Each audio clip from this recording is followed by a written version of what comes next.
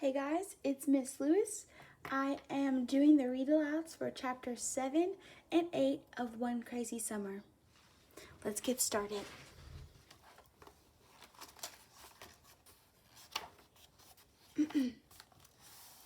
Chapter 7, For the People.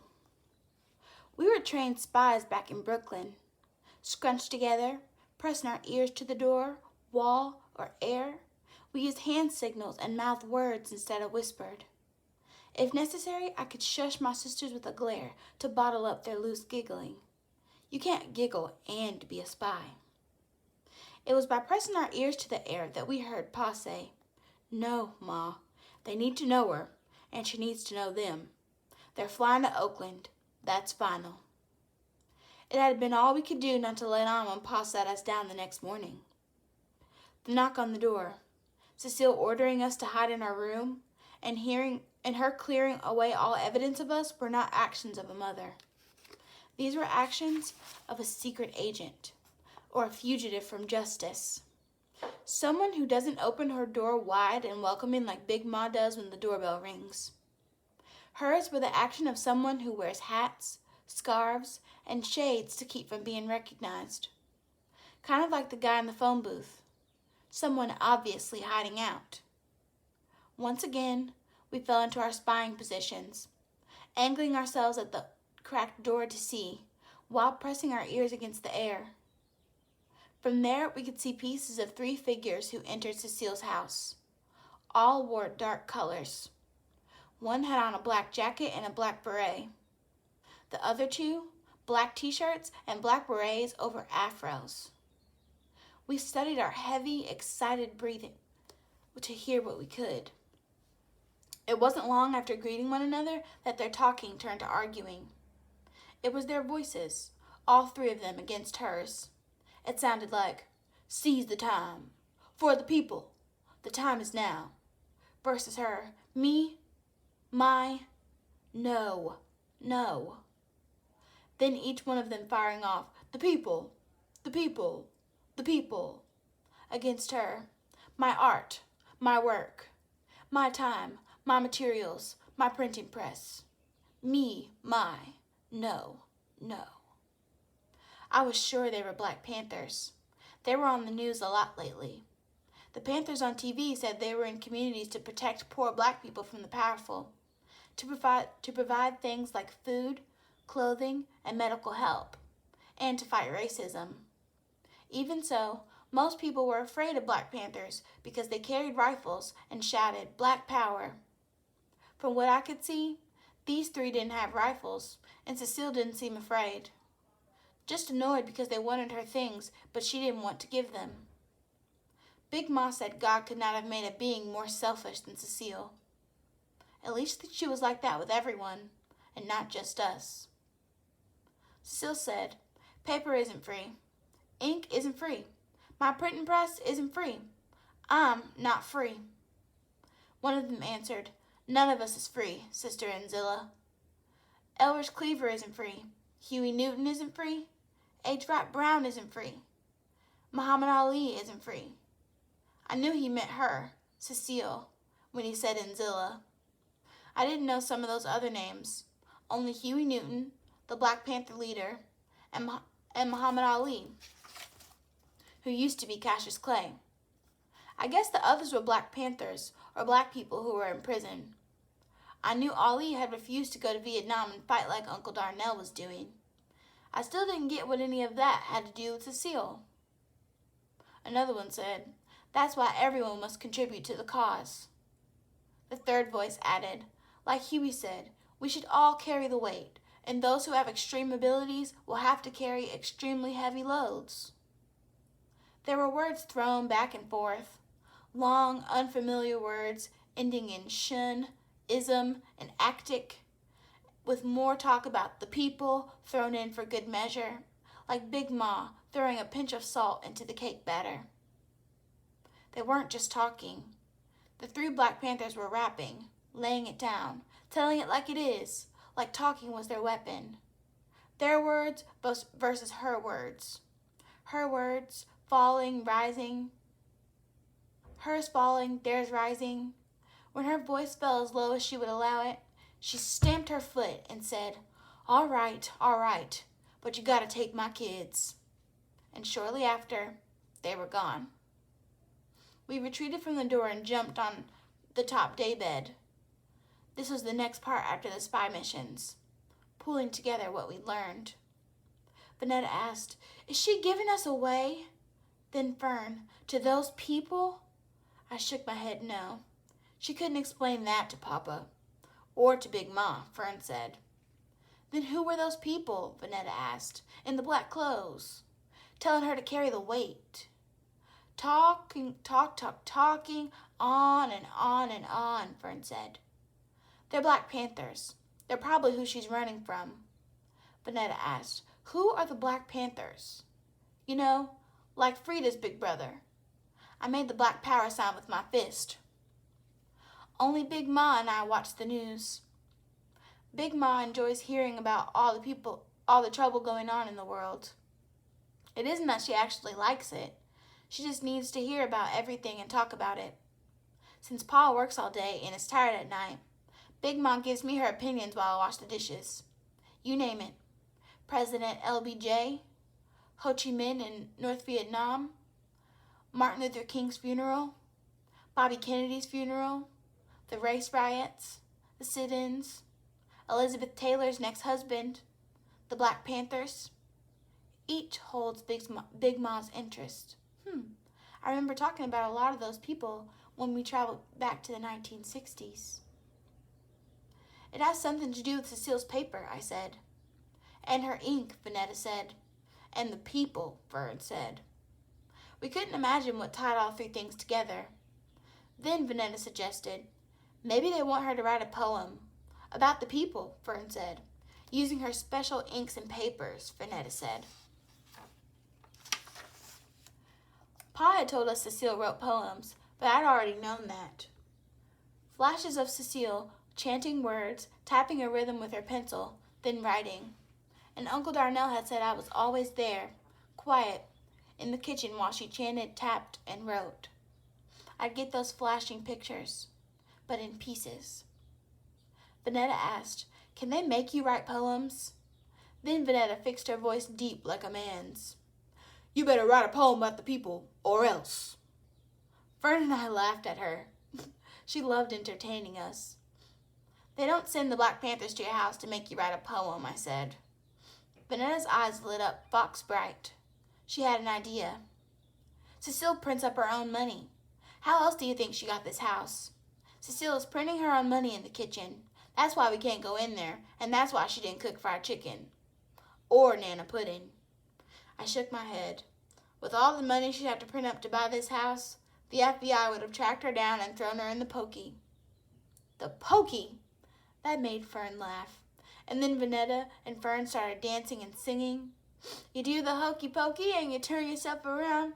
That's what it's all about. Chapter 8. Glass of water.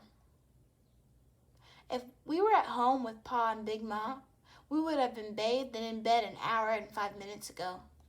But we weren't in Brooklyn. We were in Oakland with Cecile. I glanced at my trusty Timex. I wasn't mad that Vanetta hadn't gotten the Timex with the pink wristband and couldn't hold on to it, while mine is plain brown and still in my arm. My brown leather wristband is just fine.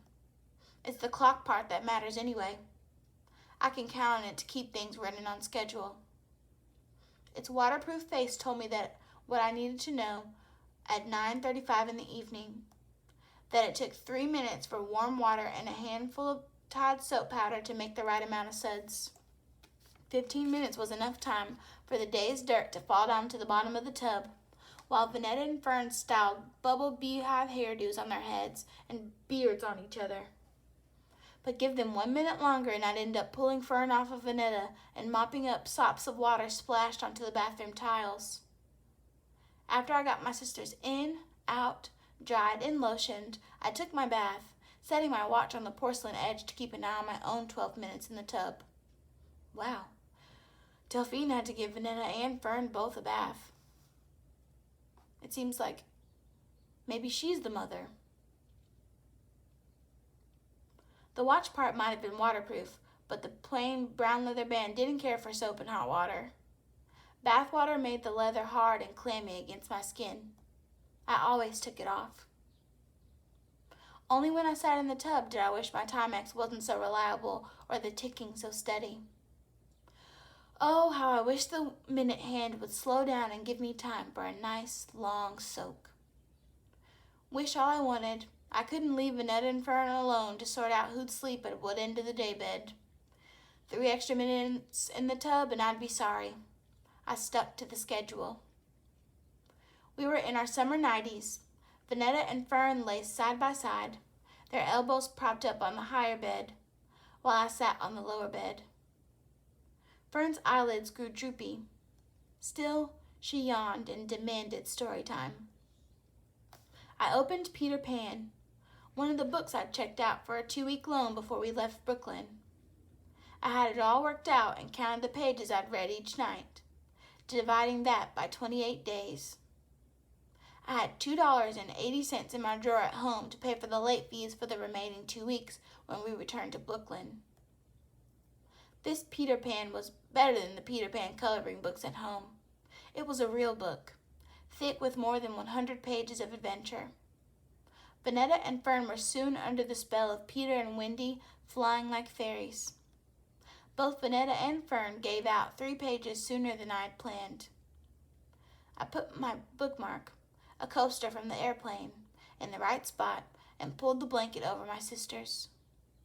As quiet as a spy, I unbuckled my suitcase and took out my borrowed copy of Island of the Blue Dolphins.